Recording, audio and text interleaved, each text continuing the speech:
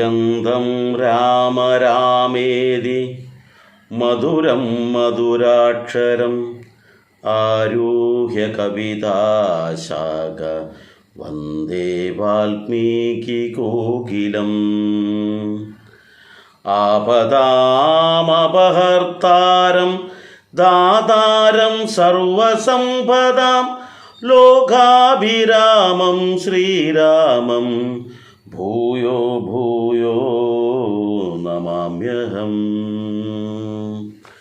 പ്രിയ കുടുംബാംഗങ്ങളെ, ഇന്ന് ഞാൻ നമ്മുടെ കുടുംബാംഗങ്ങൾക്ക് മുന്നിലേക്ക് വരുന്നത് ഭൂമിയിൽ ഇന്നുള്ളതിൽ വെച്ച് ഏറ്റവും ശ്രേഷ്ഠമായ ഒരു മന്ത്രത്തെ പരിചയപ്പെടുത്താനാണ്.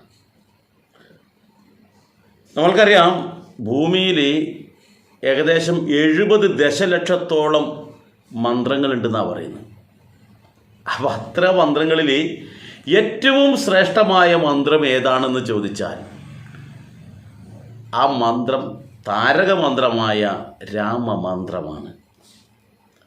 എന്തുകൊണ്ടാണ് അങ്ങനെ ആയത് എന്നും കൂടി നമ്മൾ ചിന്തിക്കണം. വെറുതെ അങ്ങനെ പറയുകയല്ല.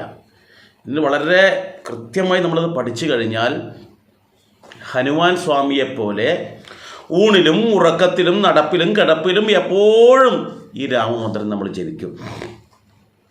ഇവിടെ നമ്മൾ മനസ്സിലാക്കേണ്ടത്, ശിവഭഗവാനോട് പാർവതി ദേവി ചോദിക്കുന്ന ഒരു ചോദ്യമുണ്ട്. ആ ചോദ്യത്തിൽ തന്നെ ഇതിൻ്റെ ഉത്തരവും കിടക്കുന്നുണ്ട്. ഈ പാർവതി ദേവി ചോദിക്കുന്ന ചോദ്യം എന്താണെന്നറിയോ? ഈ ഭൂമിയിൽ ഉള്ളതിൽ ഏറ്റവും ശ്രേഷ്ഠമായ മന്ത്രം ഏതാണ്? മാത്രവുമല്ല, അത് എന്തുകൊണ്ടാണ് അങ്ങനെ ആവാൻ കാരണം എന്ന് ചോദിക്കുമ്പോൾ ഒറ്റ ഉത്തരമാണ് പറയുന്നത്. എന്താണെന്ന് വെച്ചാൽ, ശ്രീരാമ രാമ രാമേതി രമേ രാമേ മനോരമേ സഹസ്രനാമ തത്തുല്യം രാമനാമവരാനനേ.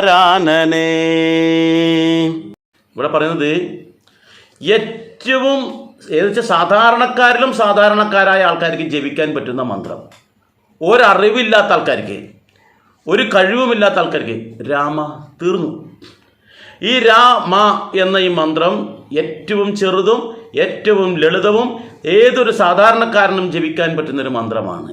അപ്പോൾ അത് മാത്രമല്ല, ഈ മന്ത്രം സഹസ്രനാമത്തിന് തുല്യമാണ് എന്നാണ് പറഞ്ഞത്. സഹസ്രനാമ തത്തുല്യം രാമനാമം വരാനനെ എന്ന് പറയുന്നത് വെച്ചാൽ സഹസ്രനാമം, 1000 നാമങ്ങൾ, ഓരോ ദേവീദേവന്മാരുടെ നാമങ്ങൾ നമ്മൾ ജപിച്ചിട്ട് നമുക്ക് ശ്രേഷ്ഠമായ തലത്തിലേക്ക് എത്തുന്നില്ലേ? അപ്പം അതിന് തുല്യമാണ് ഒരു രാമമന്ത്രം എന്ന് വെച്ചാൽ താരകമന്ത്രം എന്നുവെച്ചാൽ ആകാശങ്ങളിൽ നിരവധി നക്ഷത്രങ്ങളിൽ ഉണ്ടെങ്കിൽ ആ നക്ഷത്രങ്ങളിൽ സൂര്യനെ പോലെ ജ്വലിച്ചു നിൽക്കുന്നു, സൂര്യൻ വേറിട്ട് നിൽക്കുന്നു അല്ലേ? അതേപോലെയാണ് മന്ത്രങ്ങളിൽ രാമമന്ത്രം എന്നാണ് പറയുന്നത്.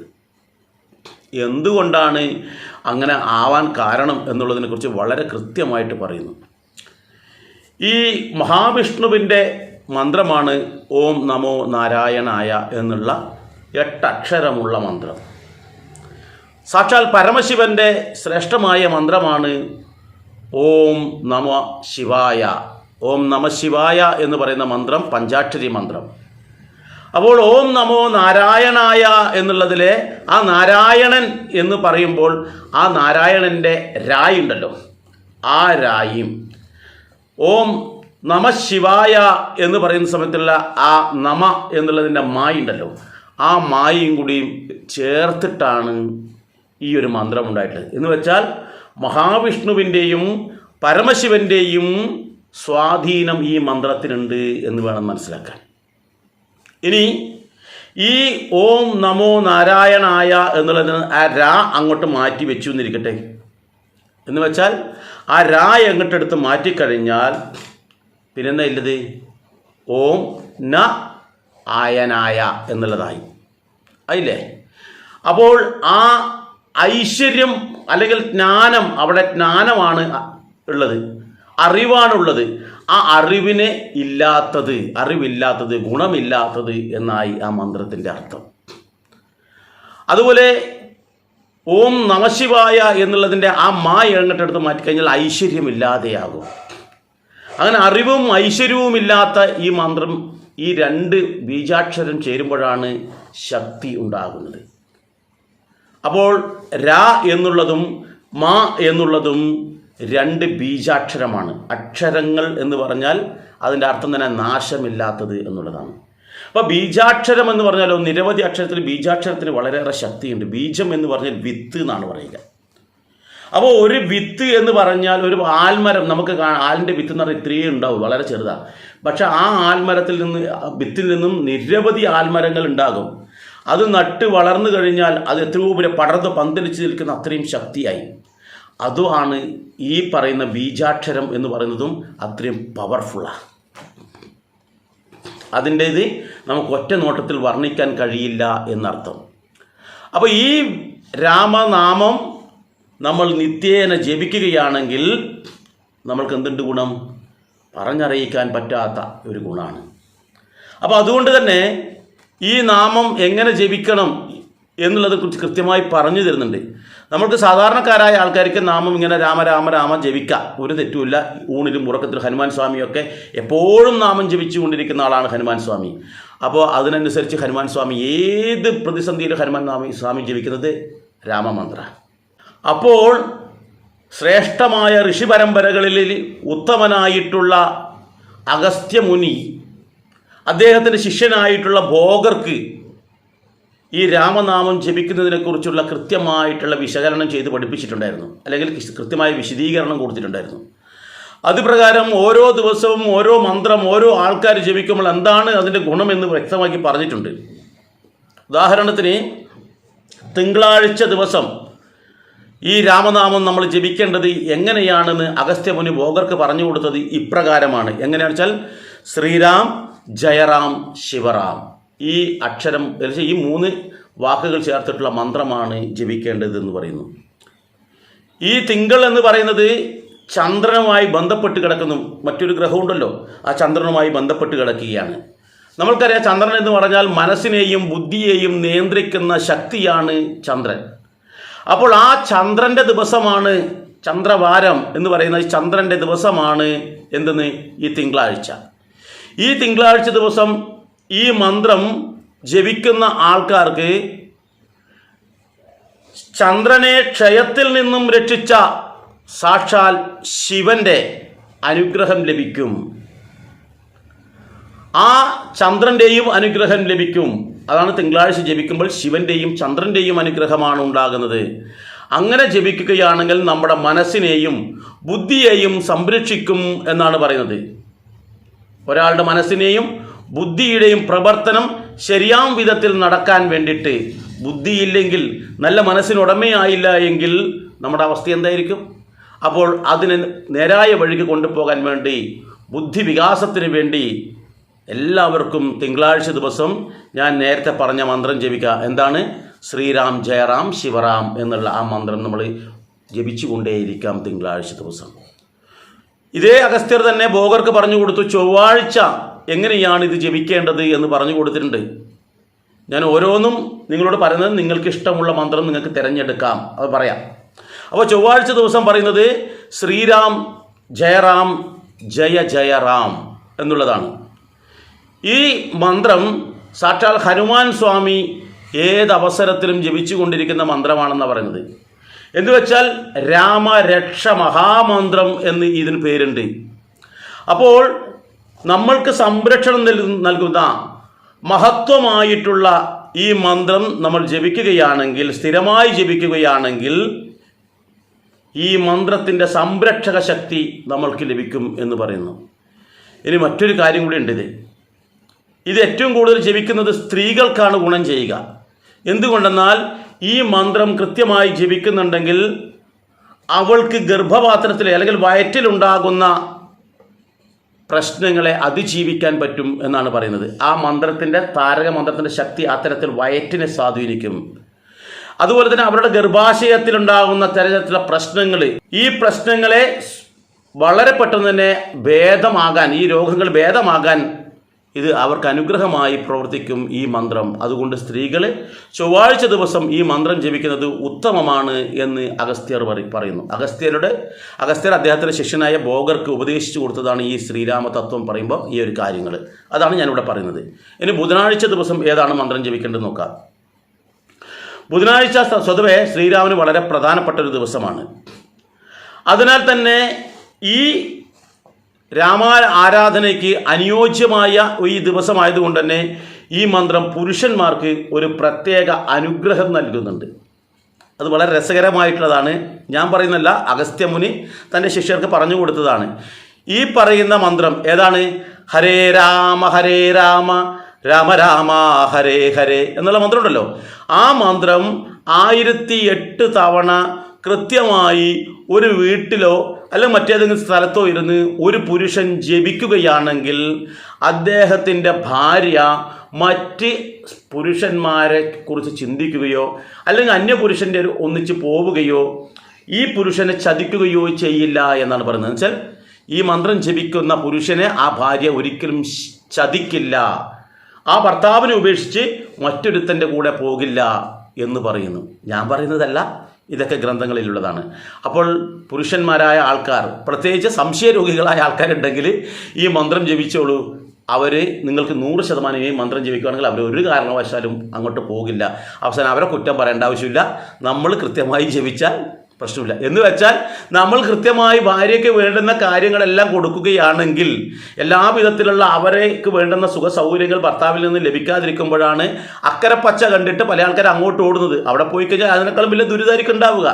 അപ്പോൾ ഇങ്ങനെ വരുമ്പോൾ അവർക്കും ആ കുടുംബത്തിനൊരു ആനന്ദം ഉണ്ടാകും എന്നാണ് പറയുന്നത്. അതുപോലെ തന്നെ വ്യാഴാഴ്ച ദിവസം ജപിക്കേണ്ടെന്ന മന്ത്രവും പറയുന്നുണ്ട്. ഓരോ ദിവസത്തേക്കും പറയുന്നുണ്ട്. വ്യാഴാഴ്ച ദിവസമാണെങ്കിൽ ജയരാമ ശിവരാമ ഗുരുരാമ ജയരാമ എന്നാണ് പറയുന്നത്.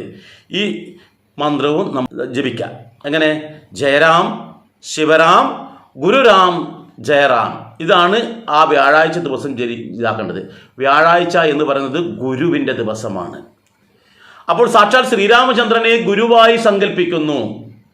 അതോടൊപ്പം ഗുരുക്കന്മാരായ കാരണവന്മാരുണ്ടല്ലോ, അവരെ ശ്രീരാമനായും കൊണ്ട് നമ്മൾ കണക്കാക്കണം.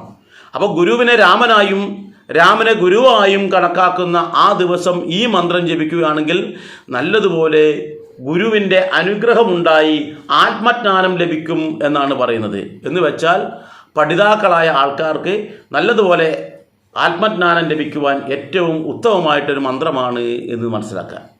ഇനി വെള്ളിയാഴ്ചയാണെങ്കിലോ ജപിക്കേണ്ടത് സീതാരാമ ഹനുമന്ത രാമ സീതാ ഹനുമന്ത, ഈ മന്ത്രമാണ് ജപിക്കേണ്ടത്. ഇത് ശ്രീരാമനെയും സീതയെയും ഭക്തനായ ഹനുമാനെയും സ്തുതിക്കുന്ന ഒരു മഹത്തായ മന്ത്രമാണിത്. അപ്പോൾ നിങ്ങളുടെ ജീവിതത്തിൽ എന്തെങ്കിലും കുറവുകളുണ്ടെങ്കിൽ, പോരായ്മകളുണ്ടെങ്കിൽ, കഴിവുകേടുകളുണ്ടെങ്കിൽ ഈ മന്ത്രം നിങ്ങൾ ജപിക്കുക. എന്താണോ നമുക്കൊരു ബുദ്ധിമുട്ട്, എന്താണോ ഒരു പ്രയാസം, എന്തിനോടാണോ നമുക്ക് താല്പര്യമുള്ളത് കിട്ടാത്തത്, അല്ലെങ്കിൽ ഏതാണോ നമുക്ക് അലട്ടുന്ന പ്രശ്നങ്ങൾ, അങ്ങനെ വരുന്ന അവസരത്തിൽ ആ പ്രശ്നങ്ങളെ അതിജീവിക്കാൻ ഈ മന്ത്രം ജപിക്കണമെന്നാണ് പറയുന്നത്. ഏത് ദിവസം? വെള്ളിയാഴ്ച ദിവസം. ഈ മന്ത്രം ജപിക്കുന്ന അവസരത്തിൽ നമ്മുടെ മുന്നിലുള്ള എല്ലാ പ്രതിസന്ധികളെയും തരണം ചെയ്യാൻ കഴിയും എന്നാണ് പറയുന്നത്.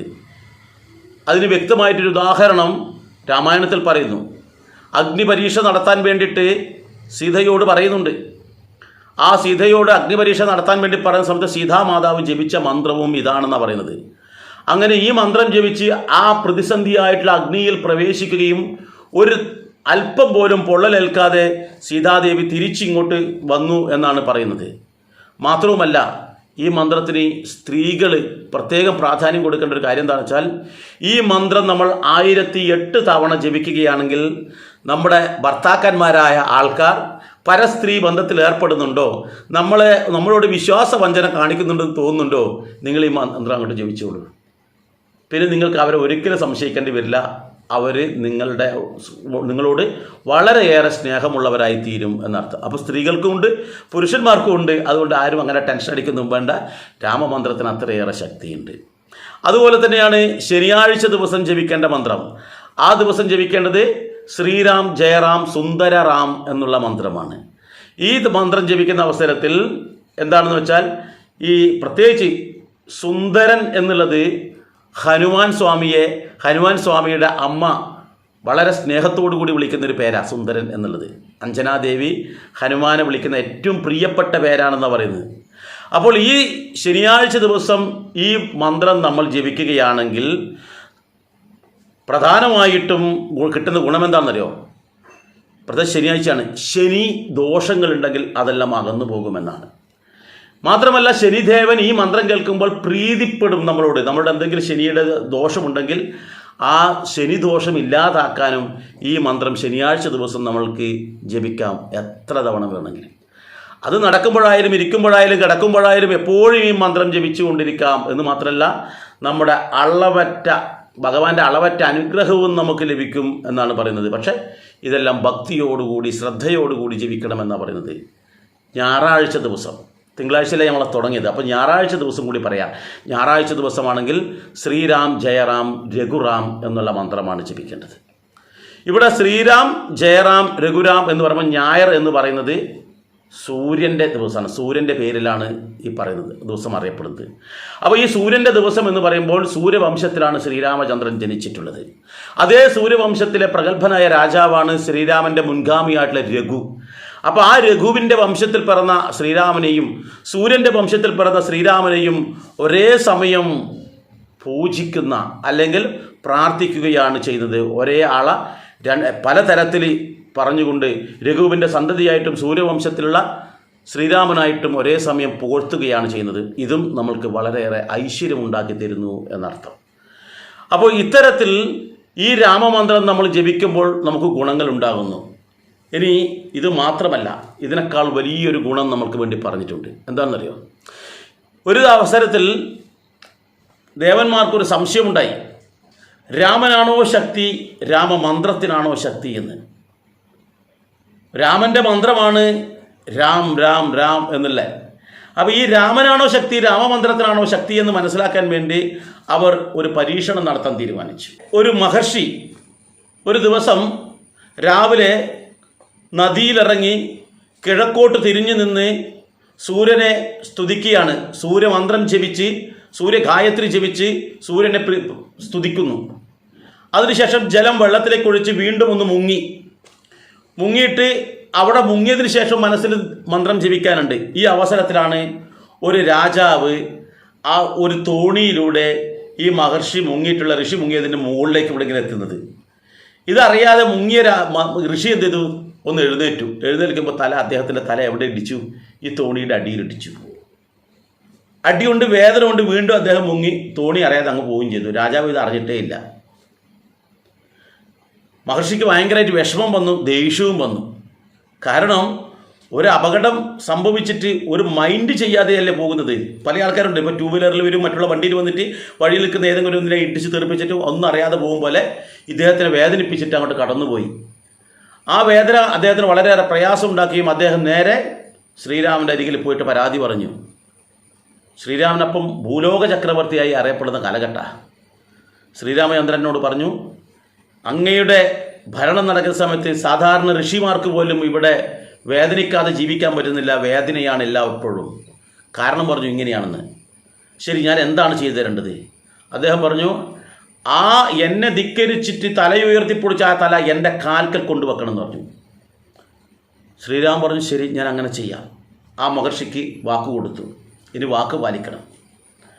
ഈ വിവരം നാരദര് ആരോട് പറഞ്ഞു? ഈ രാജാവിൻ്റെ അടുത്ത് പോയി പറഞ്ഞു. രാജാവിനോട് പറഞ്ഞു, ഇങ്ങനൊരു സംഭവം നടന്നിട്ടുണ്ട്. അയ്യോ, ഞാൻ അറിഞ്ഞിട്ടില്ല ആ സംഭവം, കാരണം ഞാനത് ശ്രദ്ധിച്ചിട്ടേ ഇല്ല, മഹർഷിയെ ഞാൻ കണ്ടിട്ടുമില്ല. ഇപ്പോൾ എന്താ ചെയ്യുക? രാമൻ വിചാരിച്ചു കഴിഞ്ഞാൽ എൻ്റെ തല പോകും ഉറപ്പന്നെ. എന്ത് ചെയ്യും? ഉടനെ പറഞ്ഞു, ഒറ്റ രക്ഷയുള്ളൂ, നേരെ ഹനുമാൻ സ്വാമിയുടെ അമ്മ, ആ ഹനുമാൻ സ്വാമിയുടെ അമ്മയുടെ അടുത്ത് പോയിട്ട് അഭയം തേടിക്കോളൂ, എന്നാലേ രക്ഷയുള്ളൂ എന്ന് പറഞ്ഞു. പക്ഷേ അഭയം തേടുന്ന അവസരത്തിൽ ഒരു കാര്യം പറയണം, നേരെ പോയിട്ട് ഈ വിഷയങ്ങളൊന്നും പറയരുത്. അവരുടെ കാൽക്കൽ വീണ് അവർ നിന്നെ രക്ഷിക്കാമെന്ന് വാക്ക് പറഞ്ഞാലേ നീ എഴുന്നേൽക്കാൻ പാടുള്ളൂ. രക്ഷിക്കാമെന്ന് പറയാതെ നീ എഴുന്നേൽക്കരുത്. അപ്പോൾ കാലിൽ മുറുകെ പിടിച്ച് അവിടെ കിടന്നോളണം. ശരി, അങ്ങനെ രാജാവ് നേരെ ഈ ഹനുമാൻ സ്വാമിയുടെ അമ്മയുടെ അരികിലേക്ക് പോയി.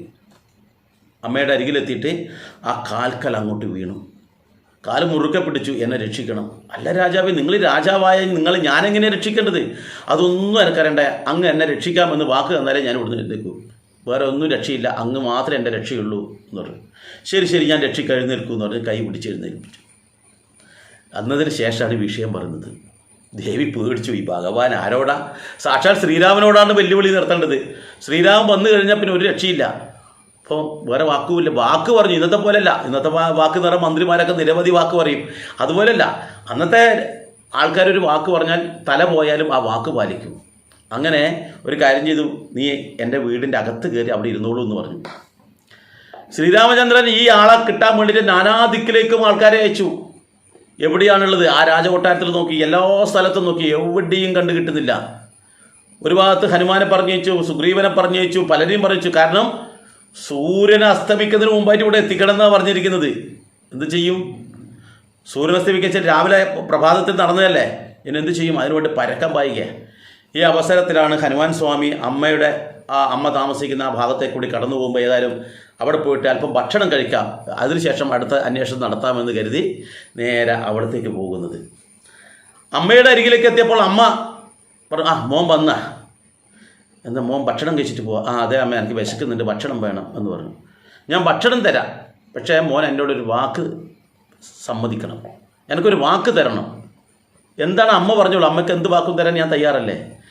അമ്മ ഒരു വാക്ക് പറഞ്ഞാൽ നീ അത് സമ്മതിക്കണം, അല്ലെങ്കിൽ നീ അത് എനിക്ക് നേടിത്തരണം. എന്നോട് നീ പറഞ്ഞാൽ വാക്ക് ധിക്കരിക്കാൻ പാടില്ല.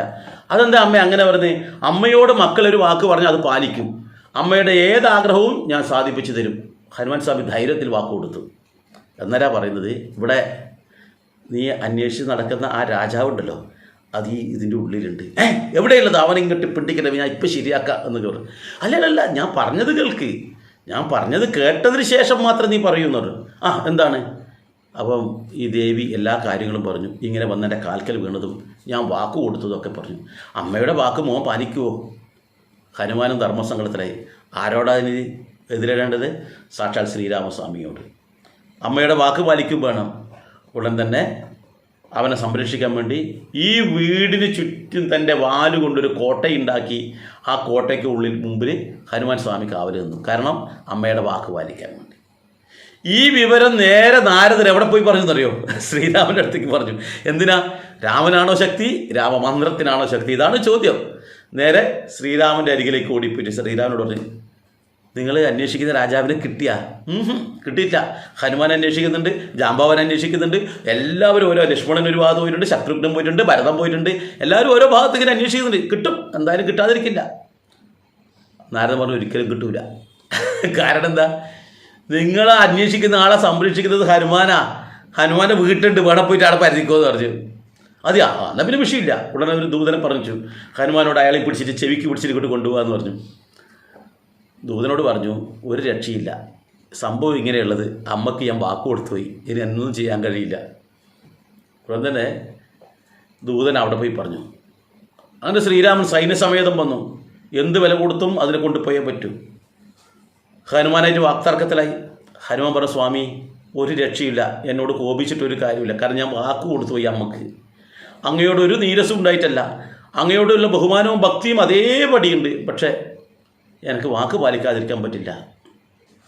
ശ്രീരാമൻ പറഞ്ഞു, അങ്ങനെയാണെങ്കിൽ യുദ്ധത്തിന് തയ്യാറായിക്കോ. ഹനുമാൻ പറഞ്ഞു, ഞാൻ അങ്ങയോട് യുദ്ധം ചെയ്യാൻ ആളല്ല, ഞാൻ അങ്ങയോട് യുദ്ധം ചെയ്യാൻ ആളല്ല, അങ്ങയ്ക്ക് വേണമെങ്കിൽ യുദ്ധം ചെയ്യാം. ഉടനെ ശ്രീരാമചന്ദ്രൻ ഹനുമാൻ്റെ നേരെ അസ്ത്രങ്ങൾ തൊടുത്തു വിട്ടു. ഹനുമാൻ്റെ നേരെ അസ്ത്രങ്ങൾ തൊടുത്തു വിട്ടപ്പോൾ ഹനുമാൻ സ്വാമി ചെയ്തെന്താണെന്നറിയോ? ഈ ശ്രീരാമചന്ദ്രൻ തന്നെ ജയ് ശ്രീരാം എന്ന രീതിയിൽ ഇങ്ങോട്ട് നാമം ജപിച്ചു എന്ന് പറയാം, രാമമന്ത്രം ജപിച്ചു. ഈ രാമമന്ത്രം ജപിക്കുമ്പോൾ സമയത്ത് ഈ അസ്ത്രം എവിടത്തൊക്കെ പോകുന്നത്? നേരെ ഹനുമാൻ്റെ കഴുത്തിൽ മാലയായി വീഴുന്നു. എന്താ ചെയ്യുക? രാമമന്ത്രത്തിൻ്റെ പവർ നോക്കണം എങ്ങനെയാണെന്ന്. സാക്ഷാൽ ശ്രീരാമചന്ദ്രൻ അയച്ച അസ്ത്രം പോലും അവിടെ നിഷ്പ്രഭമായി. ശ്രീരാമന് മനസ്സിലായി ഇത് രക്ഷയില്ല. അവസാനം രണ്ടും കൽപ്പിച്ച് ശ്രീരാമചന്ദ്രൻ എന്ത് ചെയ്തോ? രാമബാണം അങ്ങ് തൊടുത്തു വിട്ടു.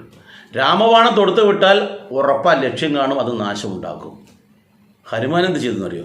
ഈ രാമബാണം തൊടുത്തു വിട്ട് ഹനുമാൻ്റെ നേർക്ക് ഈ രാമബാണം വന്നുകൊണ്ടിരിക്കുമ്പോൾ ഹനുമാൻ സ്വാമി ജയ് ശ്രീരാം എന്ന് പറഞ്ഞുകൊണ്ട് നെഞ്ച് അങ്ങോട്ട് പിളർന്ന് ഇങ്ങോട്ട് കാണിച്ചു. അവിടെ നോക്കുമ്പോൾ അവിടെ ആരില്ലേ? ശ്രീരാമനും സാക്ഷാൽ സീതാദേവി. ഈ രാമബാണം വന്നിട്ട് എവിടെ തറക്കേണ്ടത്? ഈ ഹൃദയത്തിലാണ്, ആ രാമൻ്റെ നേർക്ക് ഞാൻ. എന്ന് വെച്ചാൽ രാമനടക്കമില്ലാതെയാകും എന്നർത്ഥം. ഈ അവസരത്തിലാണ് അവിടെ ബ്രഹ്മാവും മറ്റുള്ള ദേവന്മാരൊക്കെ വന്ന് ആ അസ്ത്രത്തിൻ്റെ മുമ്പിൽ നിന്ന് തടഞ്ഞു. എന്നിട്ട് രാമ പിൻവലിക്കാം. പറഞ്ഞാൽ എൻ്റെ വാക്ക് എനിക്ക് പാലിച്ചേ പറ്റൂ. ശ്രീരാമൻ കൊടുത്ത വാക്ക് പാലിക്കണം, ഹനുമാൻ്റെ വാക്കും പാലിക്കണം.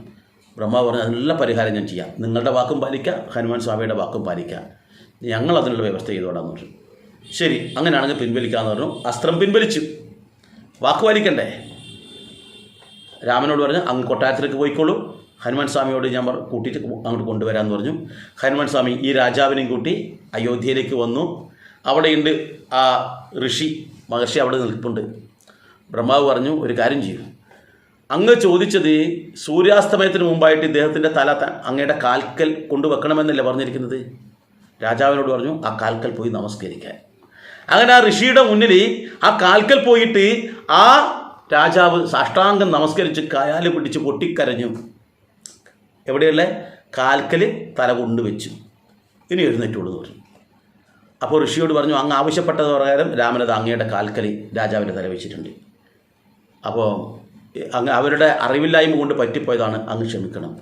അപ്പം ഋഷിക്ക് വിഷമം തോന്നി, ഞാൻ കാരണം വലിയൊരു സംഘർഷം ഉണ്ടായത്, ചെറിയൊരു പ്രശ്നമാണ്, അത് ക്ഷമിക്കാനേ ഉള്ളൂ. അവസാനം ഋഷി അത് അനുവദിക്കുകയും ചെയ്തു.